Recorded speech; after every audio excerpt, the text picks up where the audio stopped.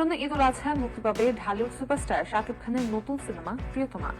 এবার সাকিব খানকে বিয়ে করতে চান কলকাতার প্রিয়াঙ্কা সিনেমার অভিনয় করা ইধিকা পাল। হ্যালো বাংলাদেশ, আমি ইধিকা পল। দেখা হচ্ছে আপনাদের সকলের সঙ্গে এই ঈদে সিনেমা হলে। ইতিমধ্যে শুটিংয়ের অধিকাংশ অংশের দৃশ্যধারণের কাজ শেষ হয়ে গেছে। এসব পুরনো খবর। এর আগে সাকিবের সঙ্গে কাজের অভিজ্ঞতা নিয়ে ইধিকা বলেন, প্রথমে বাংলাদেশে শুটিং করতে আসার আগেই জেনেছি সাকিব খান একজন সুপারস্টার। তিনি কলকাতায় একাধিক ছবি করেছেন, তাই আগে থেকে সাকিব খানের নামটা পরিচিত ছিল।